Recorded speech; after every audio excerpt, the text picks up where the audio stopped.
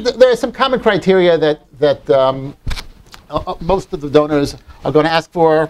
And of course, this list is not complete. There are others too, but years in operation. Do you have an active board? That's pretty self-evident, and you can't do anything about that but tough it out. After another year, you'll be 1 year older, and then that's it.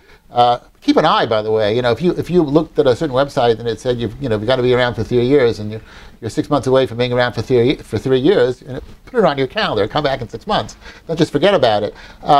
An active board of directors. Now, why does a donor want to know about or care about whether or not you have an active board of directors? It's very simple. The board of directors is supposed to provide oversight.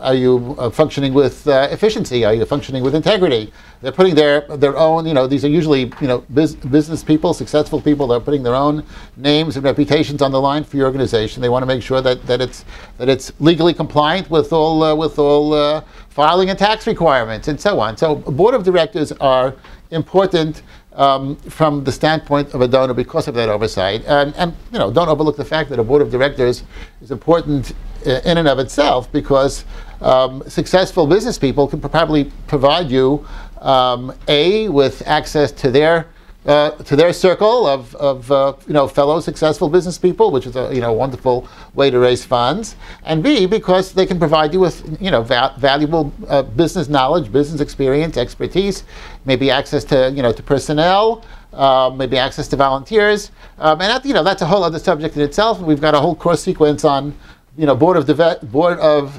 director development. But it is a fact that this is something that many donors look for.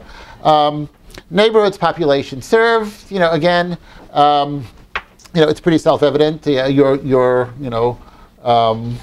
local franchise for whatever, Starbucks, let's say, if they're providing funds through the local franchise, is going to be interested in somebody in their neighborhood. Don't go to the one 6 miles away. That doesn't make any sense.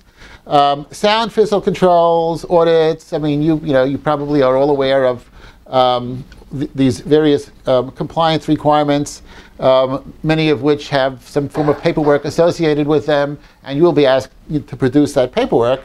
Obviously you've got to have it all in order, because if you don't, at some point somebody will come and shut you down. But a good reason to be timely with this kind of thing is because if you're not, you're just going to be missing out on available funding.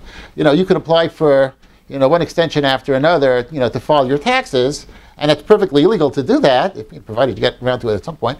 But in the meantime, if somebody says, "Can I have your 2008 tax return?" and was standing here in 2010, you'll say, "I'm going to get to it soon." In the first place, they're probably not going to have a warm feeling about your efficiency, and in the second place, if you can't produce the paperwork, don't bother to apply. So that's all. That's all pretty important.